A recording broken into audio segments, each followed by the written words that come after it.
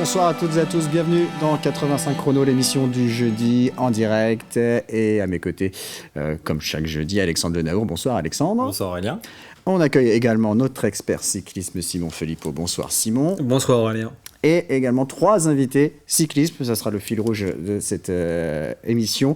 Pour nous parler de la 2e édition de la Route Vendéenne, nous recevons le directeur de course Jacques Filippo. Bonsoir. Bonsoir Aurélien. Vous êtes venu avec un de vos adjoints, Amaury Thibault. Bonsoir Amaury. Bonsoir Aurélien. Et entre vous deux, un coureur du Vendée qui sera donc sur cette route vendéenne, c'est Clément Sanchez. Bonsoir Clément. Bonsoir Aurélien. Alors on présentera cette 2e édition dans quelques instants. On parlera de l'actualité cyclisme avec vous Simon également. On reviendra sur le passage de la flamme olympique ce mardi en Vendée, également en milieu d'émission. Mais on va commencer avec l'actu voile, Alexandre, et la New York Vendée Les Sables.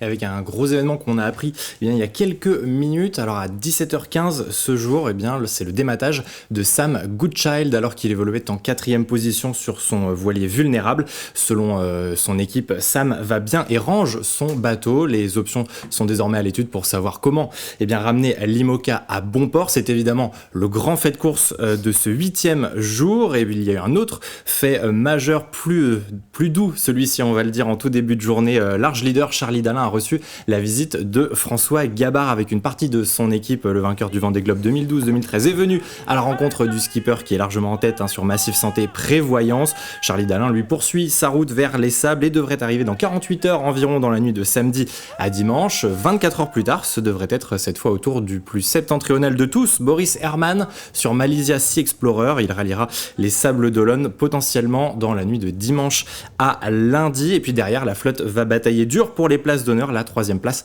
devrait se jouer entre la tête des sudistes, ceux qui passent les Açores par le sud avant de remonter donc vers les Sables d'Olonne, Thomas Ruyant, Jérémy Bayou et puis Sébastien Simon. Sam Goodchild figurait dans ce quatuor, mais désormais visiblement hors de course. Et une arrivée donc du vainqueur de la New York Vendée Les Sables, qui devrait vraisemblablement être Charlie Dalin, à suivre bien sûr en direct sur l'antenne de TV Vendée. Donc pour l'instant, on se dirige vers une arrivée tôt dimanche matin, mais bien sûr cela peut encore évoluer. Allez, on va parler cyclisme maintenant avec nos 3 invités, avec vous Simon, puisque dès ce vendredi et donc jusqu'à dimanche, la 2e édition de la Route Vendéenne. Oui, la Route Vendéenne, 2e édition qui évolue en élite nationale, même catégorie que le Circuit des plages vendéennes que l'on peut suivre tous les ans sur l'antenne de TV Vendée. Une création donc en 2023. Jacques Filippo, déjà une première question toute simple. Pourquoi avoir eu l'envie de lancer cette nouvelle épreuve sur le territoire vendéen ? Très simple, je m'ennuyais à la maison, j'ai dit il faut faire quelque chose. Non, mais blague à part, il y a une quarantaine d'années, il y avait 2 courses par étape chez les garçons, les 3 jours de Vendée et le Tour de Vendée amateur, comme on les appelait à l'époque, et un Tour de Vendée féminin. Donc tout ça, ça a disparu du paysage vendéen et je pense que les clubs et puis le cyclisme et les spectateurs vendéens méritent bien une nouvelle épreuve. Donc on a mis ça en place parce que je dis on. Avoir l'idée, c'est une chose, mais il faut qu'elle soit partagée. C'est mon premier leitmotiv, c'est qu'elle soit partagée. Et j'ai trouvé des gens autour de moi pour la faire partager.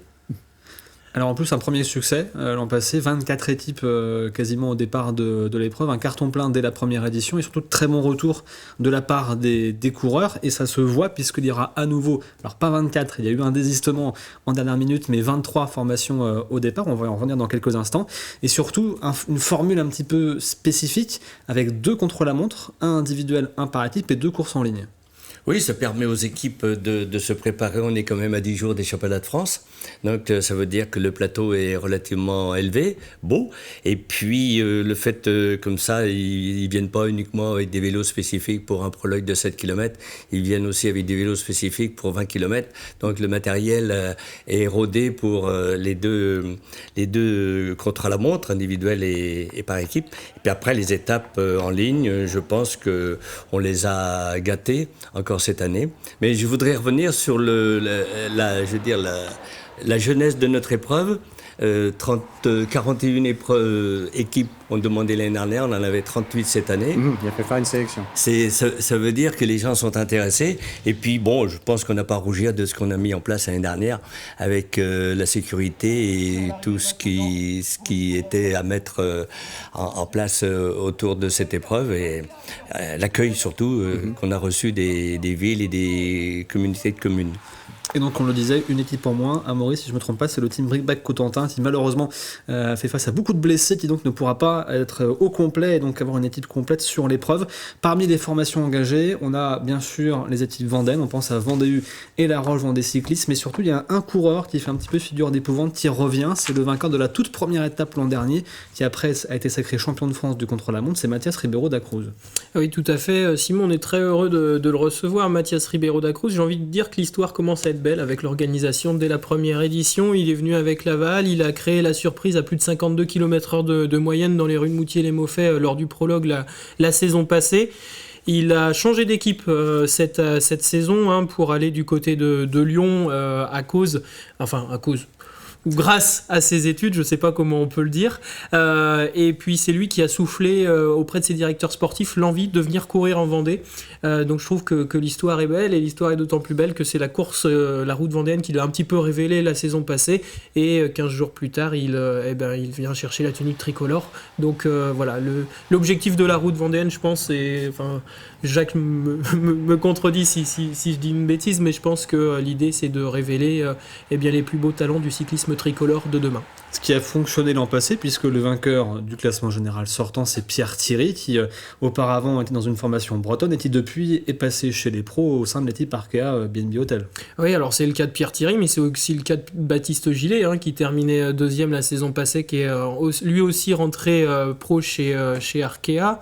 On peut citer Ilan Larmé, qui lui est passé à quelques centimètres du professionnalisme, puisqu'il a été stagiaire chez Cofidis l'été dernier. On peut citer Lucas Grolier également, troisième sur Fontenay et sur Mortagne-sur-Sèvre la saison passée. Lui aussi a pu être stagiaire au sein de la team Total Energy.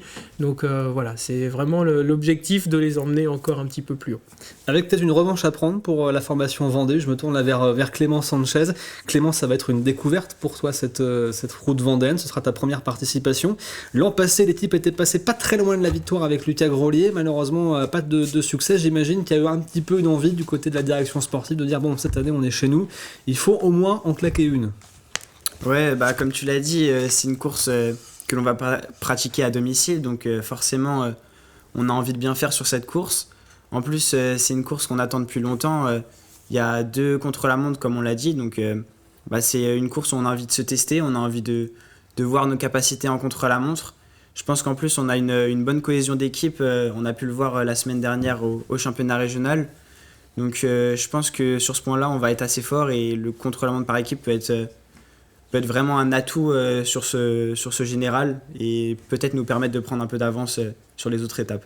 Et avant le contre-la-montre par équipe, il y a dès ce vendredi le prologue de 7 km à Chavagne-en-Paillé. On reviendra peut-être plus en détail, Simon, tout à l'heure sur les parcours, mais il y a un certain Jacques Philippot qui vous a aperçu, Clément, aujourd'hui sur Chavagne en train de faire du repérage. Oui, j'avais envie de bien reconnaître ce contre-la-montre, donc je l'ai fait à 3 reprises, et du coup j'ai pu croiser Jacques dans une petite ville, un petit hameau. Un petit hameau, oui. En train d'installer les pancartes du circuit, et du coup j'ai pu bien reconnaître le parcours. Alors on détaillera un petit peu plus tout à l'heure. Simon, que vous vouliez rajouter ? Et il faut dire que le vainqueur l'an passé du prologue a gardé le maillot jaune jusqu'à la dernière étape. Oui. Il a été malheureusement perdant pour quelques secondes seulement, mais normalement le vainqueur du prologue a de fortes chances de remporter le classement général. Alors, il y aura la route vendéenne, bien sûr, ce week-end, mais il y aura aussi d'autres événements sportifs, Alexandre. Et oui, ça y est, les saisons sont terminées ou touchent à leur fin dans la plupart des disciplines. Et pour terminer et démarrer surtout cet agenda, on va commencer avec du rink hockey. Dernière rencontre de N1 Elite pour la Vendéenne. Pour cette 22e et ultime journée, les Lyonnais, déjà assurés de terminer 2e, reçoivent le Rink Hockey Club de Lyon, 6e. Les hommes de Marc Salicru viseront une 7e victoire consécutive pour terminer de la plus belle des manières cette saison. Coup d'envoi à 20h30 samedi à Langelmière. Non loin de La Roche, vous aurez rendez-vous samedi et dimanche au Vendespace pour la 2e année consécutive. L'enceinte de Mouilleron-le-Captif accueille le championnat de France de cheerleading. 50 équipes et près de 1300 athlètes s'affrontent pendant 2 jours, et 2 jours de festivités aussi autour de la discipline. C'est à suivre donc du côté de Mouilleron, et puis une équipe de Mouilleron-le-Captif en beach soccer. Le Mouilleron Sport Football sera pour sa part engagé dans une toute autre discipline pour disputer du côté du Portugal l'Euro Winners Cup, une compétition européenne. Première rencontre dimanche face aux Italiens de Viareggio. lundi face aux Slovaques du BDC Husty avant d'affronter mardi les Roumains de l'ACS West Dava. Direction à présent les parquets de basket. Samedi et dimanche, c'est l'heure des finales nationales du tournoi national, la Micaline Basket Go. Après plusieurs mois de qualification partout en France, les compétitions réservées aux moins de 15 ans rendent leur verdict ce week-end. Ça se passera du côté de Châlons à la salle Michel Vrignot sous les yeux des deux ambassadeurs du tournoi, Andrew Albici et Sandrine Gruda, deux internationaux bien sûr de l'équipe de France. En basket, la saison se termine aussi avec les différentes finales et d'abord le challenge de Vendée. Samedi, la salle Antoine Rigaudot de la Motte-à-Char fait place à deux rencontres. La finale féminine tout d'abord entre le basket club Chauchet-Chavagne Saint-Fulgent-Vendée et les Sables Vendée Basket. Place ensuite à la finale homme entre les équipes de Moutier-sur-Lay et de Chantonnay-Saint-Germain. Et puis le dernier événement basket sera à suivre le lendemain avec les finales de la Coupe de Vendée. Toujours là aussi à la Motte-à-Char à 14h. Les féminines d'Esnay retrouvent celles de Belvigny. Et puis à 16h30, l'ultime rencontre entre Riévy et Moutier-sur-Lay chez les garçons pour tenter de décrocher donc cette Coupe de Vendée 2024. Et d'autres rendez-vous sportifs à venir dans la suite de l'émission. On va rester dans le basket puisqu'on connaît désormais le nouveau coach de l'équipe première des Sables Vendée Basket qui évoluera de nouveau en National 1 masculine la saison prochaine. Il s'agit de François Sens, un entraîneur avec une solide expérience en N1 et en Pro B, avec notamment les clubs d'Aix-Maurienne, du SAP Vaucluse, d'Avignon-le-Pontet, de Mulhouse, de Denain ou encore du Stade Rochelet. Il succède à Denis Métet qui, on le rappelle, reste au club des Sables Vendée Basket mais au poste de général manager. Et puis ça bouge en coulisses également dans les autres clubs de niveau national, dans les autres sports et notamment en football. Et le club de la Roche Vendée Football a annoncé les prolongations de contrat de 4 joueurs de l'équipe de National 2 qui, on le rappelle, a manqué de très peu la montée en national. Le défenseur Thomas Allemand, le milieu de terrain Sonny Butreau, l'attaquant Axel Dabin ainsi que le capitaine Jason Buaillon porteront toujours les couleurs du club lyonnais à la saison prochaine et toujours sous les ordres de Frédéric Reculot et de son adjoint Benjamin Guillou qui ont eux aussi prolongé leur contrat avec la Roche VF. Allez, on va ouvrir une page JO maintenant, Alexandre, et on va d'abord parler de triathlon. Et oui, puisqu'on connaît depuis hier, mercredi, la sélection officielle de l'équipe de France de triathlon. Et très bonne nouvelle, puisque la Vendée va compter 2 représentants dans la sélection tricolore. Le premier, c'est Pierre Lecor, le licencié des Sables Vendée Triathlon, avait déjà validé sa qualification il y a quelques jours. C'est officiel, il sera au jeu cet été. Et puis le second, c'est Léo Bergère, le champion d'Europe et champion du monde 2022 du Saint-Jean-de-Mont-Vendée Triathlon. Attendez encore de savoir s'il ferait partie ou non du voyage à Paris. C'est officiel, tous les deux ont désormais rendez-vous le mardi 30 juin pour l'épreuve olympique avant le relais mixte et ce sera le 5 août pour le relais mixte. Et ça ne vous a sans doute pas échappé, cette semaine a été marquée par le passage de la flamme olympique dans notre département. C'était mardi, le relais de la flamme sur 7 sites différents, du passage du Gois jusqu'au Sable d'Olonne. Eh bien, je vous propose de revivre cette journée avec ce sujet récapitulatif d'Alix Thanos. 8h ce mardi matin, les premiers mètres de la flamme en Vendée se font sur le mythique passage du Gois. Pas de public pour cette étape, c'est dans le calme et sous le ciel bleu que le relais commence.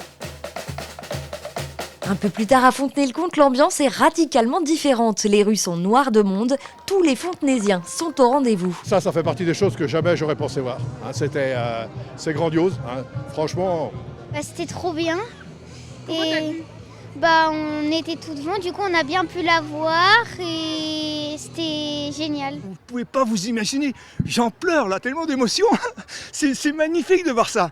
Toute cette jeunesse là qui va bien sûr, après j'espère, transmettre aussi des valeurs, les valeurs d'effort, les valeurs du sport. Il n'y a que le sport aujourd'hui pour faire rêver le monde tel qu'il est. Pour les autorités, c'est l'aboutissement d'un travail qui dure depuis plus d'1 an et l'émotion est palpable. C'est un grand moment, ça faisait longtemps que je l'avais dit à Tony Estanguet, je voulais cette flamme en Vendée, elle est là. Ça me touche. C'est assez exceptionnel, on vit quelque chose de dingue et je pense que toutes les villes, tous les départements qui ont eu la chance d'accueillir ce grand mouvement planétaire qu'est la flamme olympique. Après, sans rentrer dans les polémiques, je pense que c'est juste la fête du sport, la fête des enfants, de la jeunesse. Et ça, c'est ça qui est essentiel et c'est ce qu'on veut retenir ici à Fontenay-le-Comte, ça me semble essentiel. 11h29, la musique résonne désormais devant le collège Jules Ferry à Montaigu-Vendée. Louise et sa sœur jumelle Alice, atteinte du syndrome de Rett, vont faire ensemble, à l'aide d'un harnais, leur premier pas de relayeuse sous le regard de leur papa. C'est un symbole pour nous d'espoir de non-renoncement et surtout une victoire par rapport à la maladie. C'est ensuite au tour du Puy du Fou de voir entrer la flamme en son sein. Pendant 45 minutes, les relayeurs ont sillonné les allées du parc, salués par les acteurs en costume, avant de se retrouver dans l'enceinte du stadium gallo-romain devant 4000 élèves des écoles du secteur. Un moment que François n'est pas prêt d'oublier. J'ai appris à la dernière minute que je montais sur un char, enfin, c'était que des surprises. Et c'était exceptionnel avec les cris dans le stadium.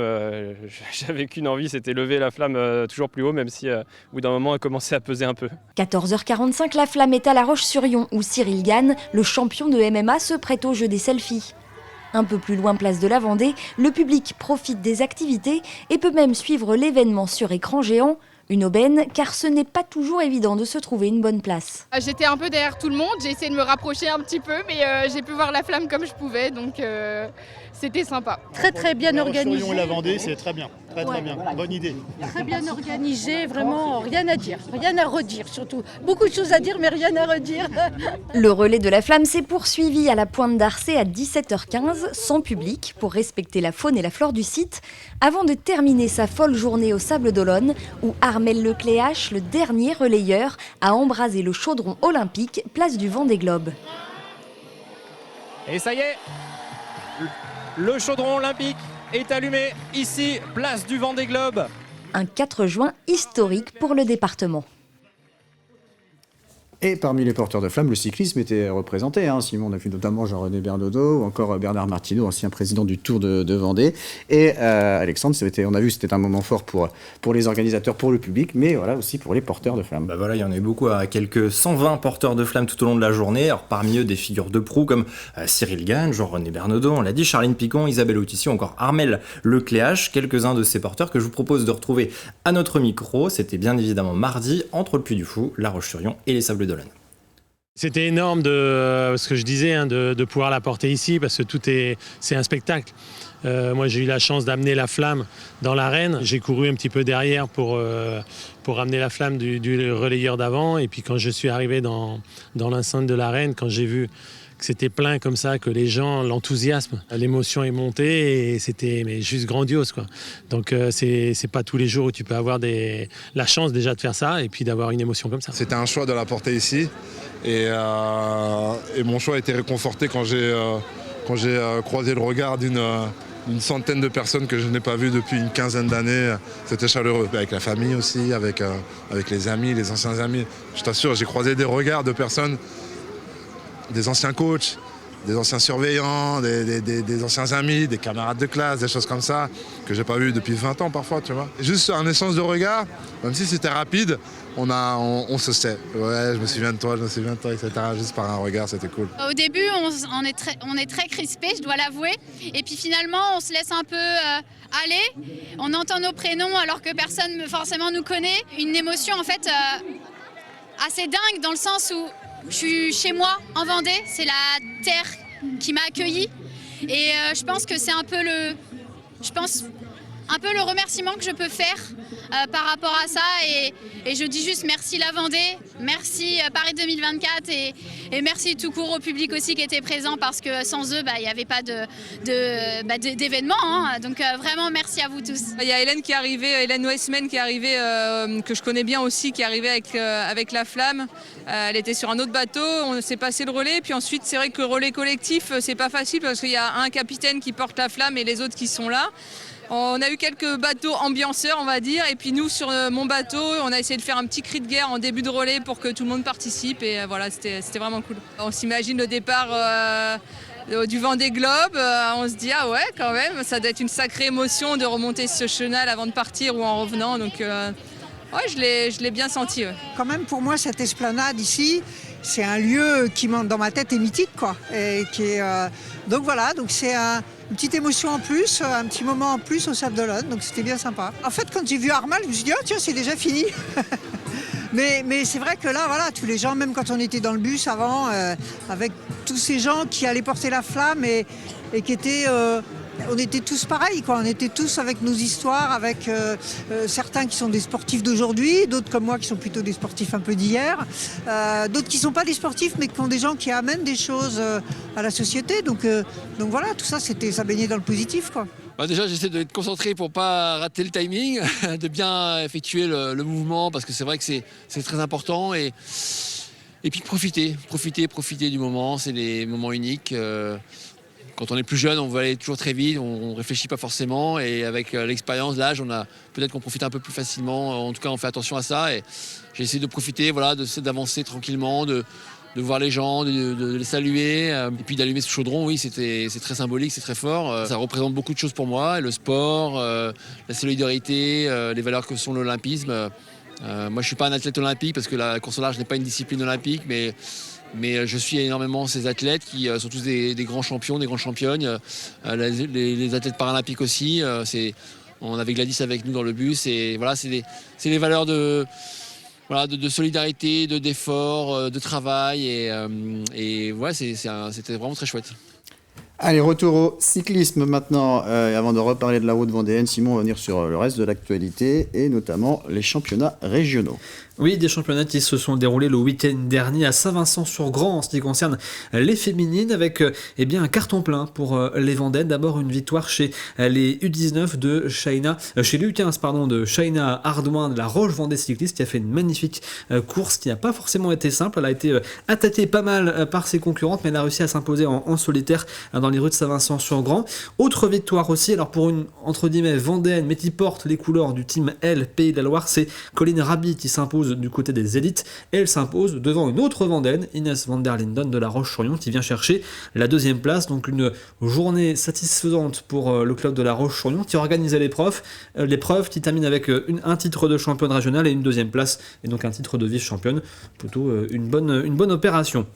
Et puis un petit peu plus loin en Loire-Atlantique, Vilaine-la-Juhel avait lieu également. C'est en Mayenne, Vilaine-la-Juhel. En Mayenne, pardon, excusez-moi, effectivement, avait lieu. Donc, oui, excusez-moi, en plus, on va faire un Mayennais sur le plateau, Vilaine-la-Juhel. Donc, les championnats régionaux hommes, cette fois-ci, chez les Open, une victoire pour la team Borner, l'équipe parrainée par Mathieu Burgodeau, avec Erwan Morin qui s'impose donc, et qui vient chercher ce titre, qui fait le coup double. Il avait déjà été chercher le titre de champion de Vendée à Beauvoir-sur-Mer sur une épreuve organisée par monsieur Amaury Thibault, ici présent.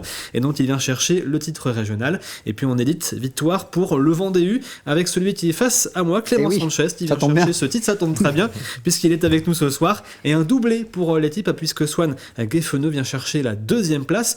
Clément, un mot quand même sur ce résultat. J'imagine la joie de l'équipe puisqu'en plus on n'était que 5 au départ. Pas forcément simple du coup de contrôler la course à seulement 5 coureurs, mais finalement le doublé est bien au rendez-vous.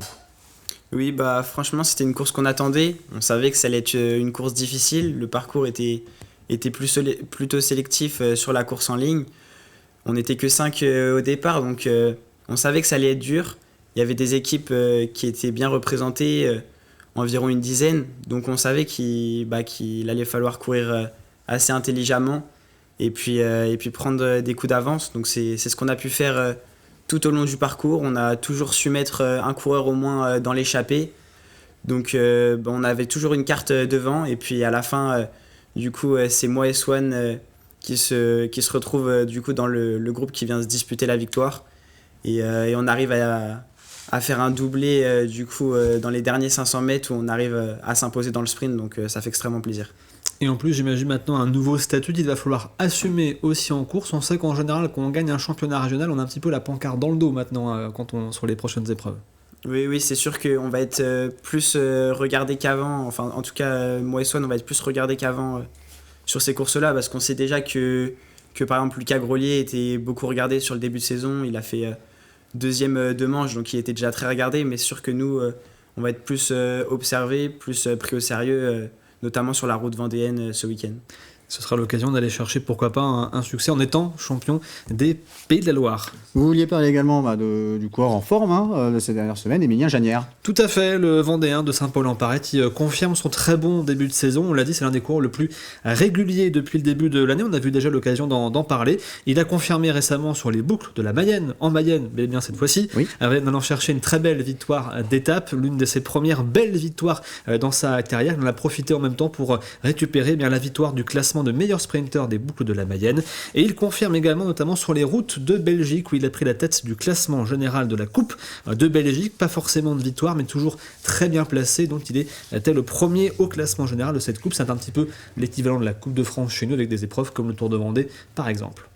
Très bien, allez, on revient justement sur cette deuxième édition de la route vendéenne. On va s'intéresser peut-être aux différents parcours avec ces quatre épreuves. On a parlé tout à l'heure rapidement du prologue, donc à Chavagne-en-Paillé ce vendredi. Ce sera à partir de 18h, donc contre la montre individuelle. Et ça va enchaîner avec la première étape en ligne samedi à partir de 12h50, Simon, entre Chavagne et La Réorte. Tout à fait. Alors le prologue 7 km 100 donc au programme, et donc la première étape entre Chavagne et La Réorte qui sera sans doute la plus difficile en termes de dénivelé, surtout avec l'arrivée à La Réorte. Là je me tourne vers Jacques Philippot qui a eu cette idée un petit peu d'aller du côté de La Réorte. Pourquoi une arrivée là-bas et une arrivée en plus en bosse? Disons qu'il y a quelques années, là aussi, vous avez pensé que je suis un vieux de la vieille, mais simplement que c'était une bourgade qui recevait des courses cyclistes régulièrement, et j'ai demandé à Madame le maire, Magali Jadot, si elle voulait nous accueillir. Donc, si bien qu'on est sur un circuit une topographie assez exigeante. Pour un circuit final, mais le reste sera relativement corsé aussi, de manière à avoir une très belle course. Et bon, les difficultés, on dit toujours que c'est les coureurs qui font la course, parce que les difficultés, on les avait aussi l'année dernière en arrivant à Fontenay-le-Comte, en passant par le massif forestier de Mervan, et on s'est aperçu qu'ils arrivent quand même 91 sprints. Alors donc, et le lendemain, on était à Mortagne-sur-Sèvre, ils arrivent 48 au sprint après avoir fait tous les contreforts de la vallée de la Sèvre. Alors donc, non, mais je pense qu'on a des beaux parcours où les gens vont pouvoir s'exprimer pleinement, d'une part, et puis avec des routes en parfait état, parce qu'on a quand même un réseau routier en Vendée qui est digne de ce nom. Et là, on voit maintenant donc le contre-la-montre par équipe. Ça sera dimanche matin à Mortagne-sur-Sèvre à partir de 9h. Effectivement, un peu plus de 20 km au programme autour de Mortagne-sur-Sèvre pour ce contre-la-montre par équipe. Exercice toujours très particulier. Je me tourne vers Clément. Je sais que tu as eu le temps de regarder un petit peu l'ensemble des parcours. Et tu m'as dit, le chrono à Mortagne, il va être sévère quand même. Ouais, on a pu le regarder un petit peu sur Vélo Vuveur. Et on a vu que pour 20 km, déjà, il y avait 250 mètres de dénivelé avec de belles bosses. Donc je pense que sur 20 bornes et surtout en chrono par équipe, ça risque de vraiment faire mal, sachant que c'est un effort où on doit se mettre à 100% pour l'équipe. Donc ça risque d'être un beau parcours.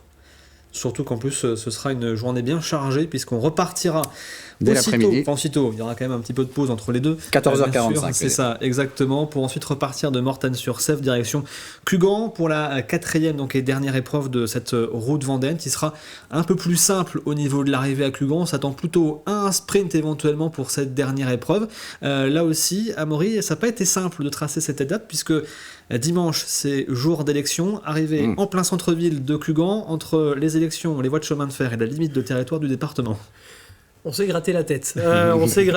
Faut être honnête. En très bonne collaboration avec la municipalité de Cugand, qui elle aussi est ravie de recevoir une course cycliste, parce que c'est vrai qu'elle est vraiment aux frontières du département, et pour de diverses contraintes administratives, lorsque l'on organise des courses cyclistes, c'est toujours un petit peu plus difficile quand on gravite sur d'autres départements. Donc ils ne reçoivent pas tous les jours du vélo, et là on a réussi à tracer un circuit d'un peu plus de 5 km avec une arrivée au pied de l'église Saint-Pierre de Cugand, en évitant évidemment les voies de chemin de fer et toutes les autres contraintes, et en évitant également les bureaux de vote vis-à-vis des élections européennes. Alors un mot messieurs quand même sur le plateau, on a parlé de quelques coureurs. Est-ce que vous avez d'autres noms de possibles favoris à nous donner ce soir? Je crois qu'il y a eu quelques changements encore ces derniers jours dans les listes de coureurs engagés. J'ai envie de vous dire ces dernières heures, cet après-midi, les Bays l'ont fusé avec les changements d'équipe à la suite aussi du week-end de championnats régionaux qui a eu lieu dans toute la France. Mais effectivement, il y a plusieurs coureurs à suivre. Alors je ne reviens pas forcément sur l'équipe vendéenne Vendée U, parce que c'est pas un coureur qui va être à suivre, mais ça va être l'intégralité de l'équipe. On est chauvin en Vendée et on les soutiendra bien évidemment, tout comme La Roche-sur-Yon Vendée Cyclisme. Mais effectivement, il y a plusieurs coureurs qui seront à suivre, à l'image d'Ilan Larmé, qui lui aussi est devenu champion régional au cours du week-end, qui s'était parfaitement illustré la saison passée. On peut citer Victor Papon, qui a réalisé un très beau début de saison. Il s'était d'ailleurs imposé sur les plages vendéennes du côté de Montaigu-Vendée.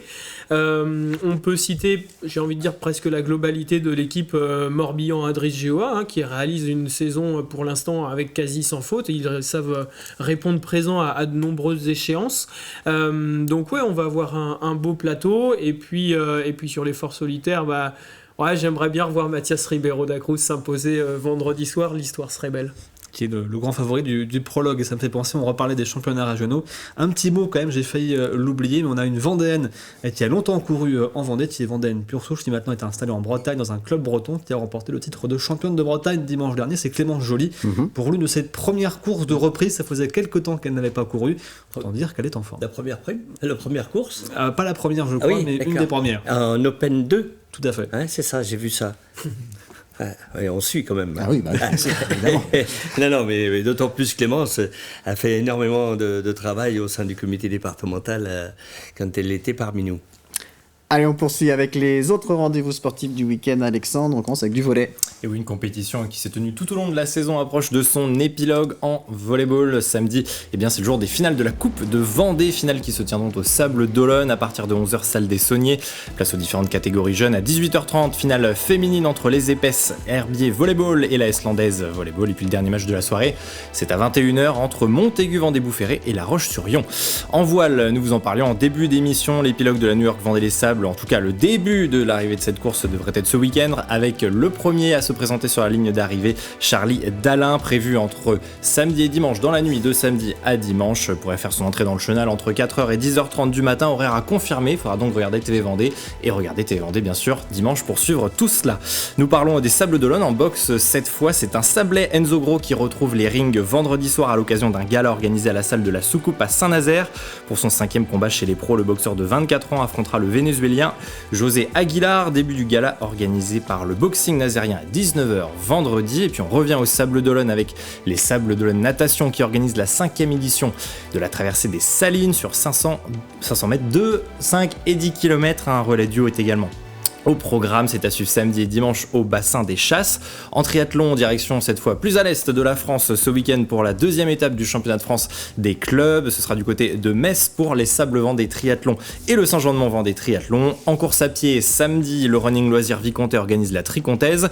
Première course enfant dès 16h et puis format sur 3 courses, 17h avec 5, 10 et 15 km. Ça se passera au complexe sportif de la Chaise Le Vicomte. Et puis une fois n'est pas coutume, on termine avec du golf, 14e édition du tournoi Handi Pro AM. Il s'agit d'une compétition en quatuor, un joueur professionnel, 2 amateurs et un pratiquant handisport. C'est samedi et dimanche au golf du pays de Saint-Gilles-Croix-de-Vie à l'Aiguillon-sur-Vie. Merci Alexandre. Allez, on va terminer cette émission comme d'habitude avec le quiz. Alors tout le monde participe, nos invités. Alors Simon également, même si sur une ou deux questions j'ai envie de mettre Simon sur la touche, puisque bon, on va ressortir des infos de sa chronique. Voilà. Donc on va voir juste si les invités ont bien écouté la chronique de Simon, puisqu'il y a quelques réponses qui ont déjà été dévoilées. La première, elle est facile. La première est facile, on commence avec celle-ci. Alors, qui a terminé la première édition de la Route Vendéenne avec le maillot blanc, celui de meilleur jeune? Ah, elle est pas si facile. Faut vraiment que je joue? Ouais. Tout le monde joue. Alors, officiellement ou officieusement? Parce qu'il y a non-cumul des mandats dans les maillots, donc on l'avait attribué à Baptiste Gillet, qui était sous les couleurs de Morbihan, mais au classement, c'était Pierre Thierry, qui était meilleur jeune de l'édition. C'est une bonne réponse. Officiel.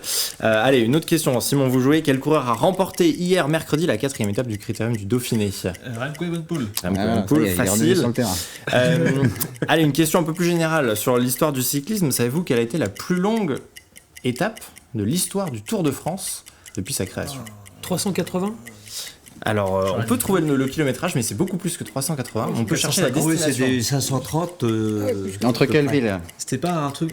Alors, je sais pas si c'est pas. Non, plus que ça. Un peu plus au nord que Bordeaux. C'est le Havre, le Rouen, Nantes ou. Non. Pas chercher très loin. Faut pas chercher loin en fait. Entre les Sables d'Olonne. Ah oui, Sables d'Olonne. Et jusqu'où Alors là. Difficile ça. Alors là, non, je l'ai pas. Entre les Sables d'Olonne et Bayonne. 482 km. La plus longue jamais créée par un quelle certain année Henri Desgranges en 1919. 19.